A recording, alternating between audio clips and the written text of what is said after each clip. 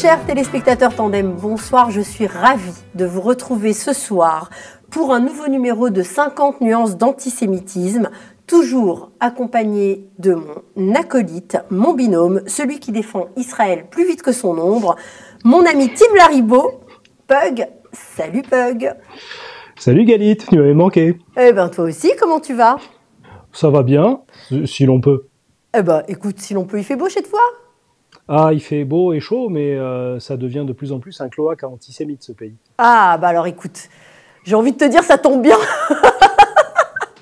Mais non, ça tombe pas bien. Bon, écoute, en tout cas, ils nous servent un peu la soupe, puisque, voilà, ce soir, on va aborder, mon cher Pug, deux sujets qui ont occupé l'actualité du mois de mai, même si on a beaucoup plus entendu parler du premier que du second, et qu'ils questionnent tous les deux notre corde sensible sous différents aspects. Alors, notre premier sujet, Pug, avec lui, on va se demander comment, alors que tous les jours, à travers le monde, et malheureusement, il faut le dire, des journalistes trouvent la mort, meurent en couvrant, donc dans l'exercice de leur fonction, en couvrant des guerres et des conflits, comment la mort de la journaliste Shirin Abu Akleh de Al Jazeera a pu déchaîner autant de réactions anti-israéliennes et donc anti-sionistes dans le monde entier. Et notre deuxième sujet nous ramène en France, à Lyon, avec encore malheureusement la mort par défenestration de René Haddad, un vieux monsieur de 89 ans, défenestré par son voisin, un musulman de 51 ans. Et nous nous poserons, je t'entends souffler, tu t'énerves déjà, nous poserons la question de savoir pourquoi la mort de ce pauvre monsieur Haddad n'a pas beaucoup intéressé les médias ces dernières semaines. T'es prêt? Ouais. On y va? C'est parti. Allez, c'est parti avec notre premier sujet. Donc, je contextualise rapidement. Le 11 mai dernier, lors d'une opération de Tsahal à Jenin, la journaliste iconique du média arabe Al Jazeera, Shirin Abu Akleh, est tuée d'une balle dans la tête. Sa mort a suscité beaucoup d'émotions, une émotion compréhensible, bien sûr, à chaque fois qu'un journaliste meurt dans l'exercice de ses fonctions sur n'importe quelle scène de guerre ou de conflit à travers le monde. Mais la mort de Shirin Abu Akleh a également déclenché un tsunami de condamnation contre Israël. Alors, dis-moi, Pug, est-ce qu'on va avoir droit à une affaire Al-Dura bis avec cette affaire qui va durer pendant des années, qui va avoir des conséquences durables et qui risque de traumatiser un peu plus le fonctionnement de l'armée israélienne? Tu vas me permettre d'être très politiquement incorrect, voire même d'être brutalement incorrect. Non, je ne pense pas que ça va devenir une nouvelle affaire Al-Dura. D'abord parce que l'affaire Mohamed Al-Dura était un précédent, quelque part. Et ce qui arrive en second, tu sais, la suite du film, elle est jamais aussi bonne. Donc, et puis Mohamed Al-Dura, petit garçon, un enfant forcément innocent, machin, d'une famille arabe musulmane. Voilà, il y avait vraiment tout ce qu'il fallait pour nourrir les poncifs antisémites des juifs suceurs du sang des enfants et ainsi de suite, surtout des enfants arabes musulmans.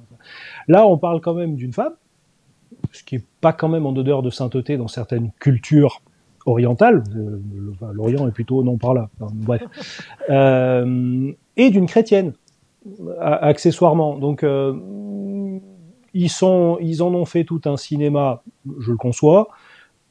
Tu m'enlèveras pas de l'idée que ça fait quand même longtemps qu'on les regarde et qu'on les voit dans leur rapport aux femmes et aux chrétiens. Il y en a un paquet, je pense, qui se disent bah, c'est bien qu'elle ait été butée celle-là, parce que bon, on s'est débarrassé d'une journaliste, d'une chrétienne, d'une femme, en plus indépendante, et en plus elle sert la cause.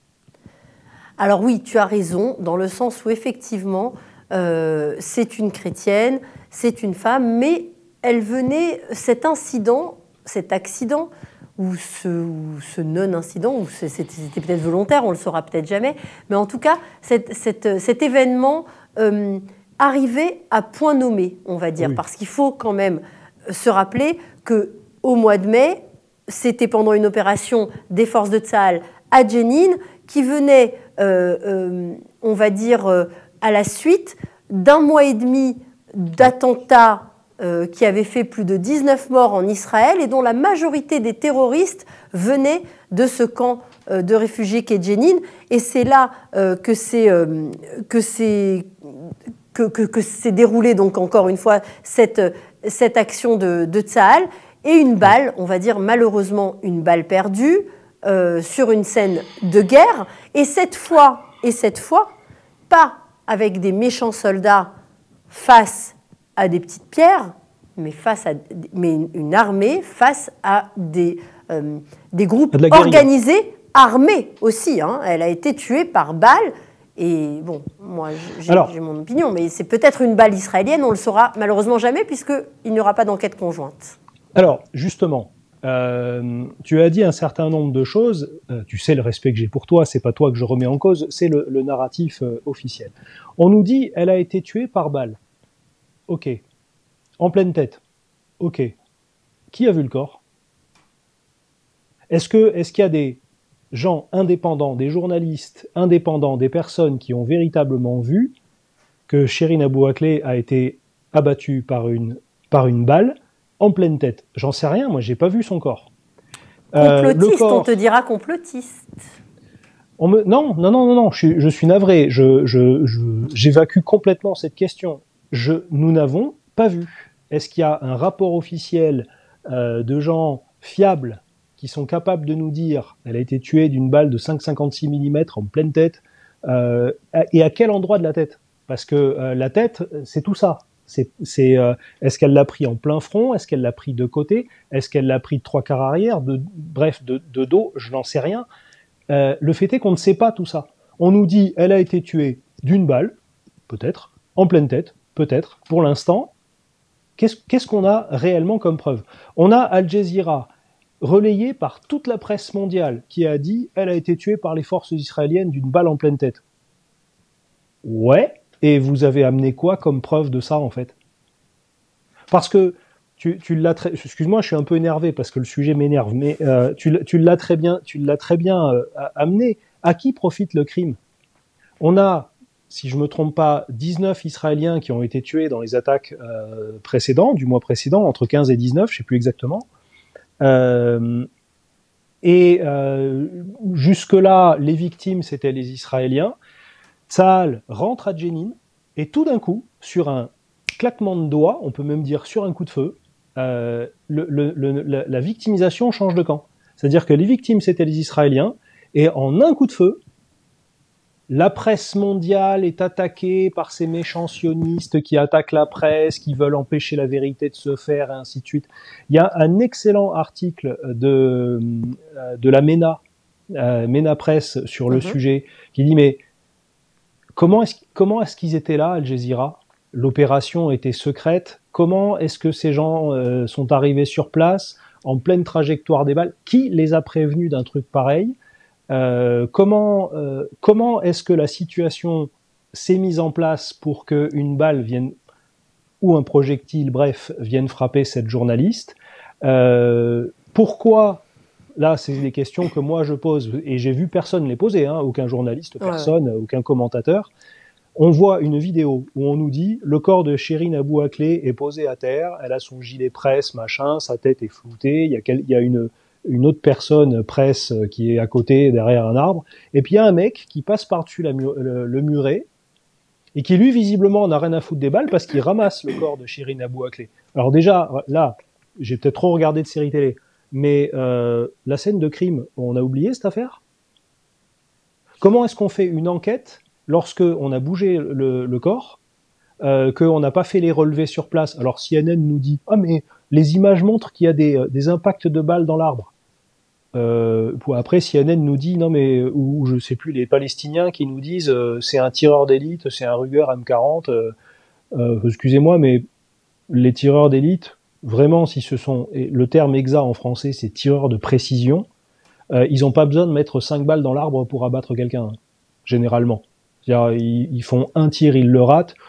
Généralement, ils n'essayent pas une deuxième fois parce qu'ils ont été un peu repérés. Le départ de coup a été repéré. Ouais. Donc, enfin, les faits absolument vérifiables, de façon indépendante, et où on peut être absolument certain que les faits sont établis, il y a quoi dans cette affaire? Il y a que Chirine Abou Akleh est morte. Et pourtant, Pug, malgré tout ce que tu viens de dire, et malgré tout ce que les évidences logiques, j'ai envie de dire, hein, que tu viens de nous énoncer là, malgré tout cela, ça a été un tsunami bien sûr médiatique, anti-israélien, oui. et même, j'ai même vu, en préparant cette émission, un certain médias orientaux, arabes, en langue française, qui disait que toute la presse reprenait le narratif israélien et que de Tsahal. Et alors que moi, je n'ai vu que des condamnations partout pendant une semaine. Les premiers que j'ai vus opposer quelque chose au narratif palestinien, et franchement avec une certaine timidité, ce sont les Israéliens. Je crois que c'est Naftali Bennett qui a dit elle a été tuée. On a des éléments pour penser que ce sont les Palestiniens.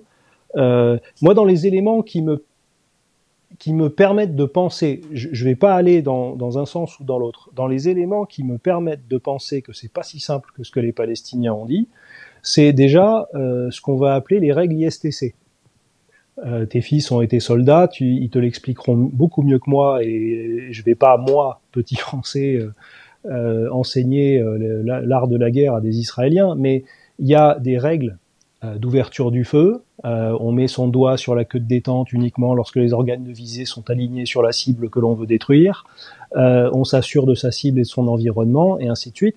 Les soldats israéliens, ce sont des gens disciplinés, c'est une armée très disciplinée, qui n'en a pas l'air quand on regarde leurs uniformes, mais qui le sont beaucoup, qui sont très disciplinés. Ils tirent pas, ils savent très bien les risques qu'ils encourent quand ils font une opération comme ça. C'est pas des bleus sortis du service national, enfin sortis des classes qu'on a envoyés à Jenin. Ce sont généralement des unités d'élite pour rentrer dans véritablement une ruche comme ça. Je pense que chaque balle compte, chaque tir est contrôlé, chaque tir est. Je crois pas que ce soit des unités où il y a un mec qui pète un plomb et qui tire au jugé. Alors oui, tu as raison. Justement, les Palestiniens, je vais pas dire qu'on a vu la vidéo du tir qui tue Chirine Abou Akleh, mais le mec qui tend son arme à bout de bras là pour tirer sans voir où il tire dans une ruelle, ça, tu fais ça dans une armée occidentale, il y a un instructeur qui arrive et qui te met une énorme mandale en disant hey, est-ce que tu sais sur quoi tu tires? Donc, rien que ça, je me dis, il y a des gens qui savent tirer, il y a des gens qui ont des règles d'engagement, il y a des gens qui ont des règles ISTC à suivre, et puis en face, il y a, excuse-moi du terme, je suis énervé, il y a des branleurs qui tirent au jugé, déjà tirer en rafale. C'est le premier truc qu'on apprend sur un champ de tir. Alors, Pug, le premier tir, t'arrives à toucher la cible, la deuxième et troisième, elles sont hautes. Non, mais tu as raison. Mais je te recentre, c'est pas grave.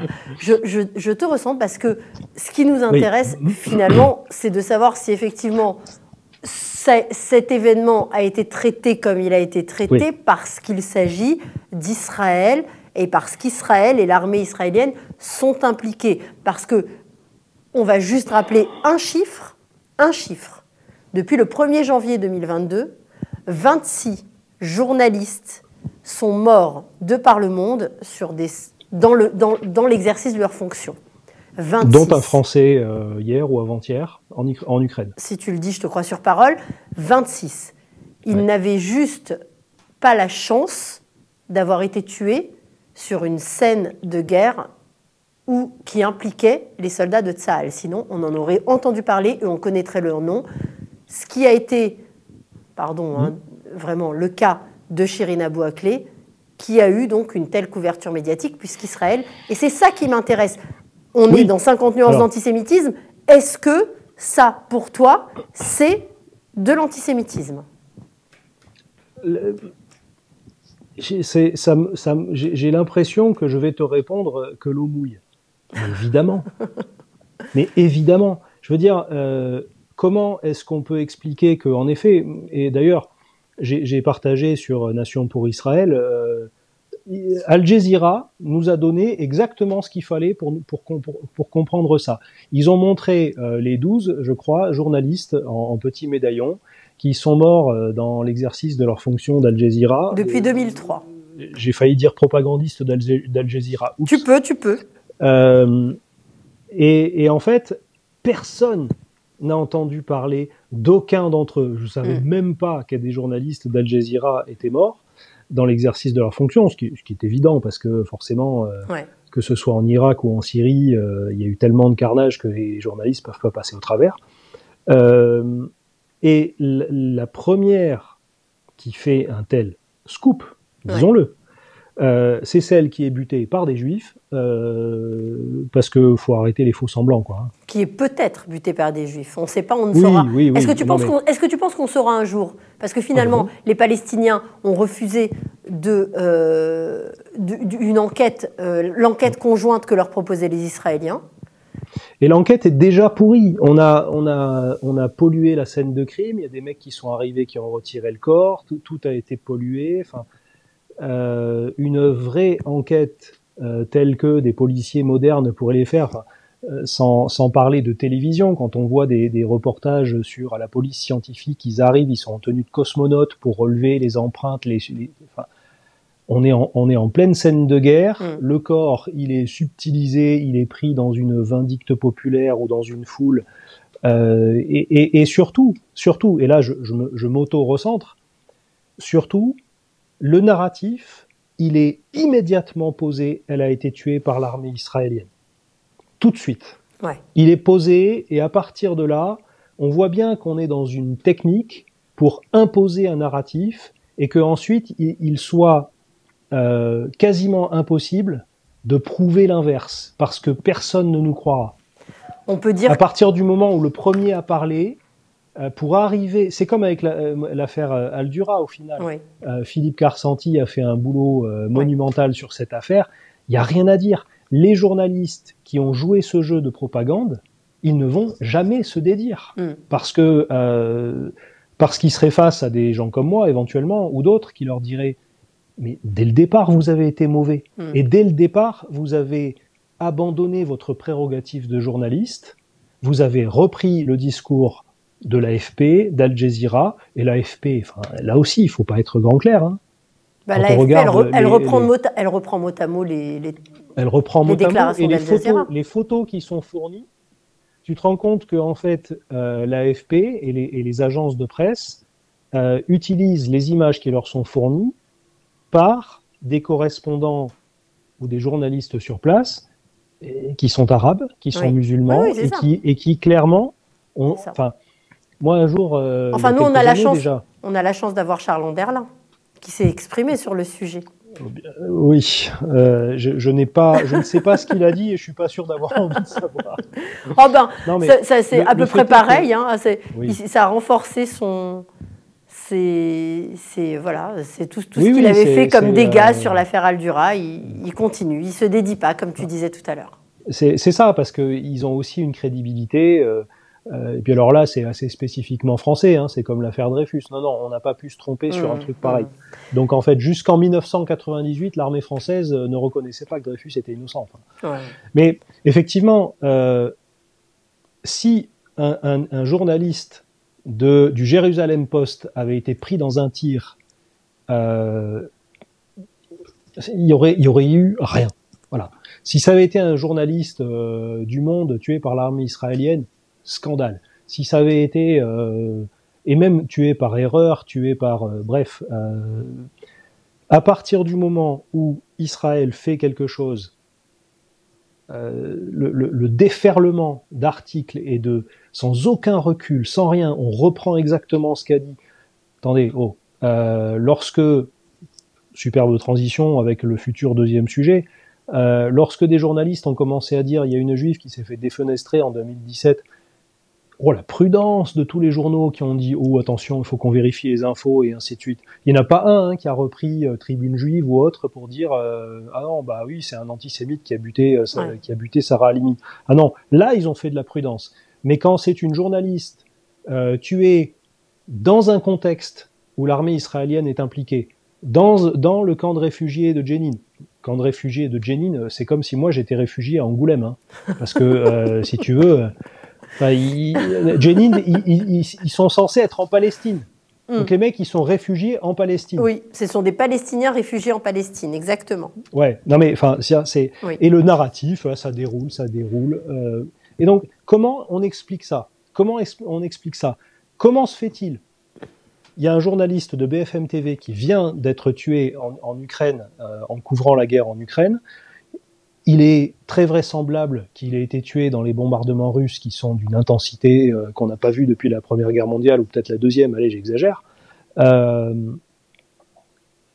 Et en fait, il n'y a pas de vague. Il n'y a pas une bronca internationale pour dire Poutine tue les journalistes occidentaux.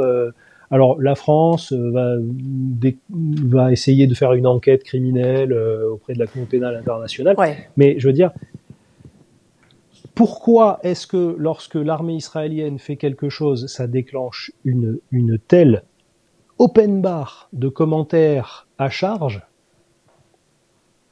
J'ai qu'un mot pour l'expliquer. Oui, l'antisémitisme. L'antisémitisme, et effectivement, comme tu disais, tu me donnais donc avec l'exemple de Sarah Halimi une transition toute prête pour notre deuxième sujet. René Hadjadj, donc très rapidement le contexte, surnommé dans son quartier Tonton René, retrouvé mort le mardi 17 mai au pied de son immeuble dans le quartier de la Duchère à Lyon. Il a probablement été, à l'époque, on pensait qu'il avait probablement, aujourd'hui on en est sûr, été défenestré, poussé du 17e étage de son immeuble. René Hadjadj a 89 ans, et il est juif.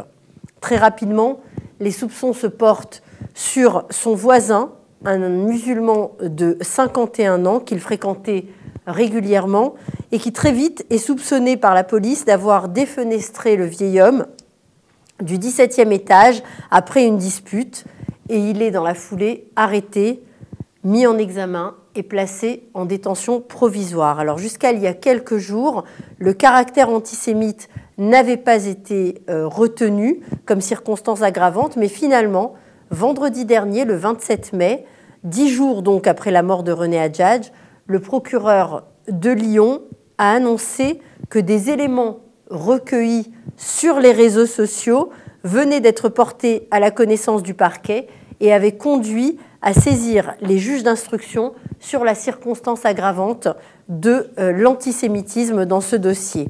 Alors Pug, de la même manière que le traitement de Shirin Abu Akleh à des airs d'affaires Al-Dura, est-ce que d'après toi, la mort de René Hadjadj est potentiellement une nouvelle affaire Sarah Halimi?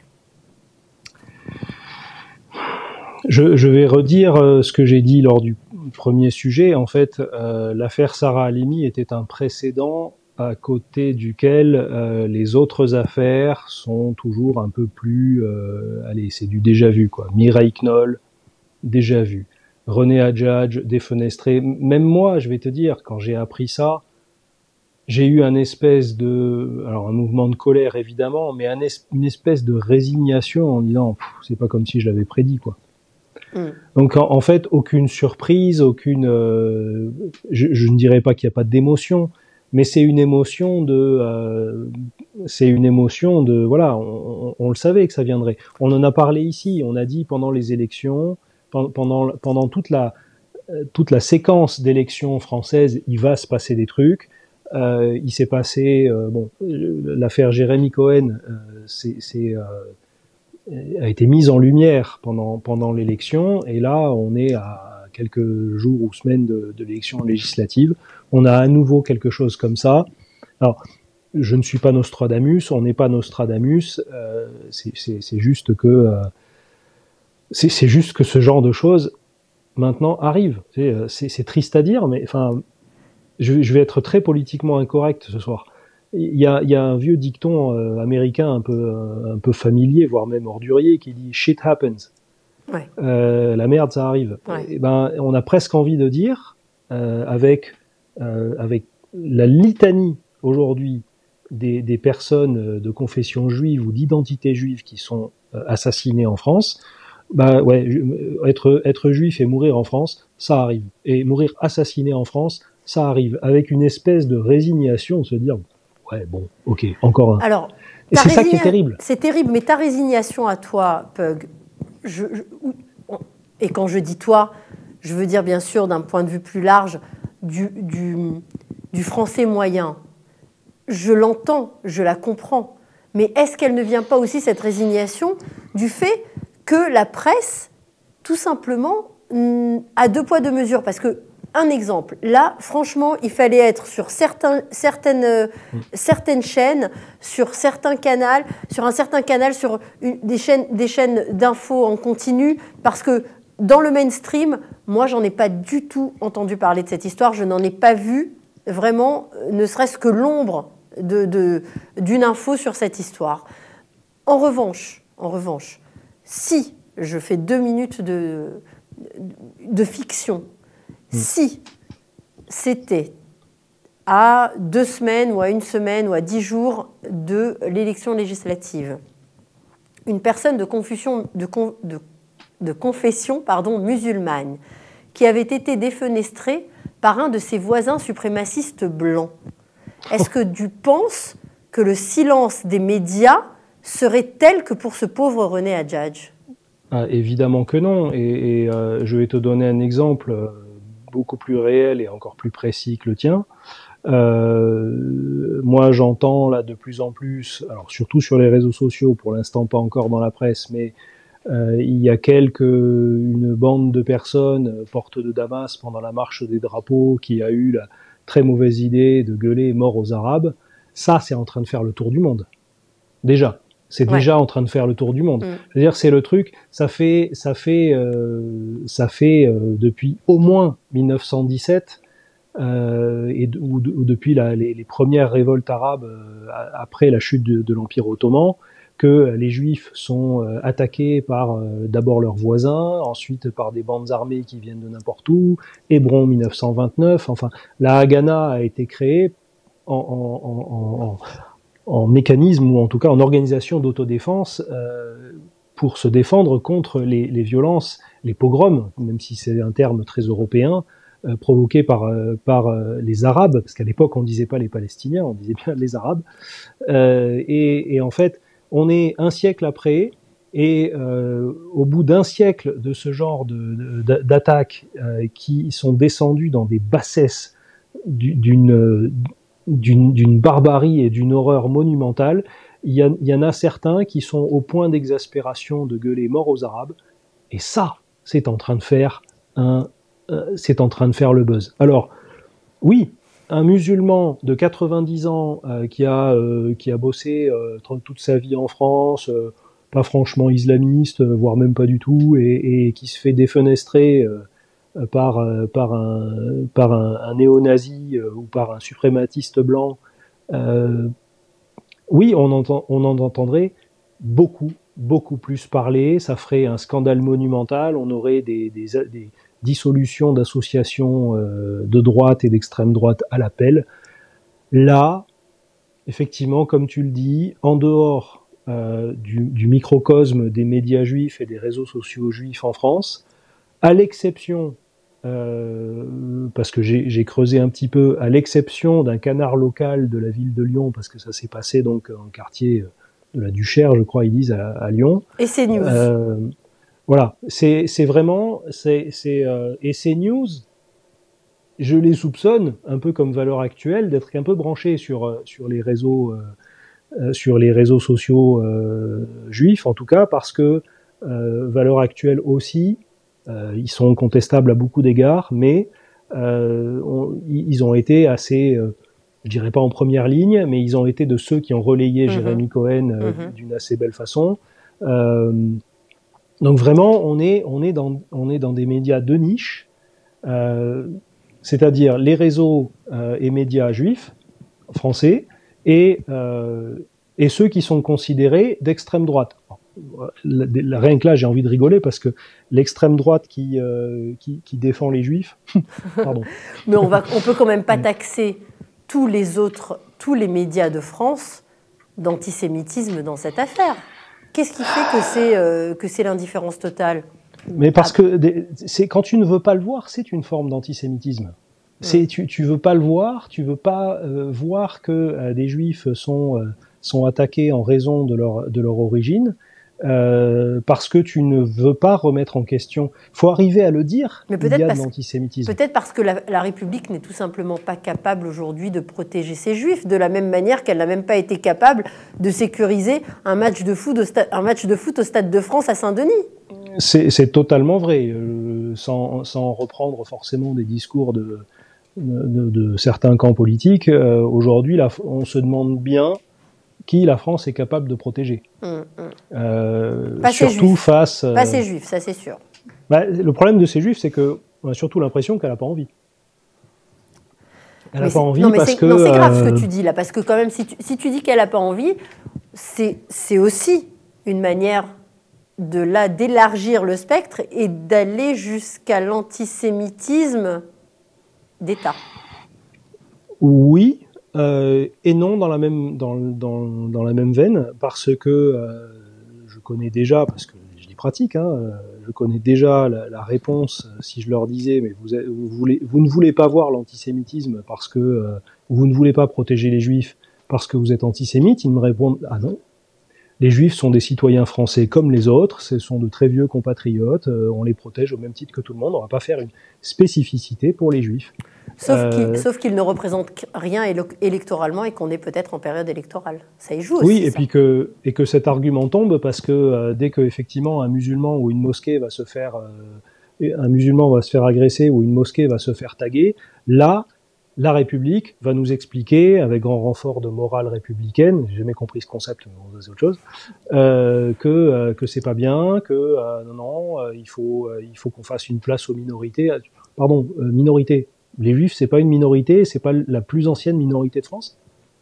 Enfin, donc en fait, il y a cette espèce de, je sais même pas comment le qualifier. C'est pas de l'antisémitisme au sens où on hait les Juifs. On refuse de considérer que les Juifs sont différents de nous. Ce sont des citoyens français comme les autres. On fera pas d'efforts particuliers pour eux. Par contre, on en fera pour les musulmans. Et c'est qui représente beaucoup plus électoralement, c'est ce que je disais. Ah oui, complètement. Donc, les Juifs de France, ils sont quoi? Tu le disais tout à l'heure un petit peu, puisque tu n'es pas juif de France, mais tu es très proche de la communauté juive de France. Tu disais tout à l'heure que voilà, c'était une forme de résignation. Quand je dis résignation, c'est pas que je m'habitue, c'est que effectivement, au risque de heurter, s'il y a la famille de Monsieur Hadjadj qui nous écoute, je risque un peu de les heurter, mais je dois admettre que je me suis réfugié dans de toute façon, c'était couru d'avance. C'est une espèce de défense, de mécanisme de défense, de dire, mais de toute façon, je ne suis pas surpris et je ne peux pas être violemment ému parce que je le savais. Ouais. Mais donc cette résignation, évidemment, je ne m'y résous pas parce que tu vois bien que je suis quand même bien énervé sur le sujet. Bien sûr. Mais la France n'a pas envie pour deux raisons. Déjà parce qu'effectivement, elle refuse de voir que les Juifs sont une spécificité, je ne peux peut-être pas dire une ethnie, une particularité, bref, c'est quelque chose d'à part. Et ils ont toujours voulu amalgamer de force les Juifs, que ce soit dans le catholicisme ou dans la République, ils ont toujours voulu les amalgamer de force. Et il y a aussi ça ils ne l'admettront jamais, mais ils ne savent pas quoi faire. Ils ne savent pas quoi faire. Comment fait-on aujourd'hui, et la question est légitime, je leur jette pas la pierre, comment fait-on aujourd'hui pour garantir que une personne âgée ou même mon amie Anna a une quarantaine d'années. C'est impossible.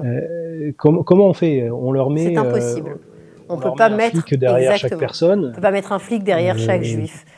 Donc on est face à un vrai problème. Et là, je rejoins le premier sujet. Là où la France, pour moi, est condamnable, c'est que les médias français, dans leur quasi-intégralité, ont complètement joué le jeu de ce qui mène aussi à des drames comme celui de Sarah Halimi ou de Monsieur Hadjadj, en reprenant le discours palestinien sur Chérine Bouaklé. C'est-à-dire que là, tout d'un coup, on se met à accuser les Israéliens et les Juifs, par extension, d'être ces espèces de monstres-là. Et oui, forcément... On ne peut pas, par rapport à ta remarque, on ne peut pas occulter le fait que ce qui est arrivé à M. Hadjadj s'est passé 5-6 jours après ce qui s'est passé avec Chérine Abou Akleh.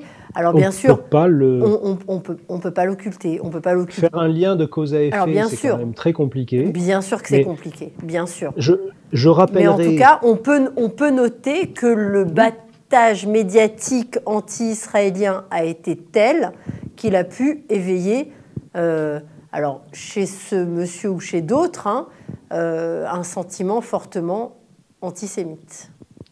Et une volonté de passage à l'acte, parce que je pense que c'est d'ailleurs, je crois que c'est Maître Golnadel en fait qui dans ses commentaires sur Twitter, dans les commentaires qu'il avait il y a plusieurs mois déjà, avait en fait un commentaire antisémite du meurtrier présumé. Exactement. Et c'est comme ça qu'on s'est dit, en fait c'était pas juste le pote de Monsieur Hadjadj, il se voyait, et puis voilà, ils ont fait une partie de poker bourré et puis il l'a foutu par la fenêtre. Non, c'est pas ça, parce que il y a quand même quelque chose qui montre une forme de duplicité, quelque chose qui montre un antisémitisme, et au final, c'est même effrayant parce qu'on voit que y a une personne comme ça qui est prise d'un tropisme antisémite, qui le cache suffisamment bien pour que son voisin ne se méfie peut-être pas complètement. Et que ce personnage, en fait, gravite autour de sa future victime comme un prédateur autour de sa proie. Ouais. Ce qui n'est pas une pensée très rassurante. Mais, non, c'est sûr. Bon, mais en fait, voilà, on est... en tout cas, le lien que tu viens de faire est très intéressant. Le lien que tu viens de faire est très intéressant. Tu sais, j'invente rien. Je ne suis pas un analyste, je ne suis pas un sociologue ou un historien. J'étais nul dans mes études. Donc, tu es un observateur. Et puis j'écoute. Ouais. Parfois, il faut savoir prendre ce que disent les barbares comme argent comptant. Je me souviendrai toujours, et je le redirai autant de fois qu'il le faudra, c'est-à-dire que je vais le dire un paquet de fois. Mohamed Merah, lorsqu'il a été encerclé par les policiers du RAID dans son appartement de la banlieue toulousaine, et que ils ont parlementé avec lui, ils ont essayé de l'amener à se rendre et ainsi de suite. Il a dit aux policiers du RAID que dans les motivations de ces actes, il y avait le fait de venger les enfants palestiniens tués par Israël. Ouais. Donc à chaque fois que l'on balance ce mensonge ou que l'on décontextualise les morts qui gravitent dans la sphère du conflit israélo-palestinien, on joue avec le feu. Et aujourd'hui en France, après que Mohamed Merah ait dit ça aux policiers du RAID, on peut plus faire comme si de rien n'était. Ouais. On peut plus dire « Ah non, mais on peut accuser Israël autant qu'on veut, c'est la liberté d'expression, tout de même, la liberté de la presse. » Excusez-moi les gars, votre liberté de la presse, elle fait des morts. Surtout quand vous dites des bêtises, surtout quand vous décontextualisez. Mohamed Merah, je me souviens de ma réaction. Mais de quoi il parle ? Oui. Quels enfants tués par Israël ? Émeric Caron, il dit la même chose. Il dit il y a 600 enfants tués par Israël depuis 1948, parce que ça fait pas beaucoup. En une année, où est le contexte ? Où sont les faits ? Où sont les noms ? Où sont les preuves scientifiques ? On revient à l'affaire Chérine Abou Akleh. Il y a des Israéliens, donc des Juifs, qui sont impliqués dans un drame, et tout de suite, ils sont accusés comme s'ils étaient coupables jusqu'à preuve du contraire. Et quand tu es coupable jusqu'à preuve du contraire, c'est quoi ? C'est une discrimination, donc c'est de l'antisémitisme. Et voilà, bravo. Quelle meilleure conclusion que celle-ci, Pug. Merci, Pug, merci encore pour tes éclairages, pour ce lien qu'on a pu faire. Alors, certains diront que c'est un petit peu tiré par les cheveux. Moi, j'ai tendance à te suivre sur cette théorie du lien entre ces deux affaires, entre la mort de Chérine Abou Akleh et le meurtre par son voisin musulman du pauvre René Adjadj. On verra comment cette affaire, on sera peut-être appelé à en reparler puisqu'elle est en cours. Les juges d'instruction se sont saisis de l'affaire. Donc voilà, elle est en cours d'instruction. On verra où elle mène, on verra quelles circonstances sont retenues et quels motifs ressortent de ce crime. Merci Pug pour tes éclairages. Merci d'avoir encore été avec nous ce soir.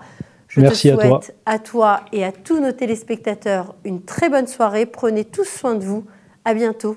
À vous et à bientôt Pug. À bientôt Galit. Au revoir.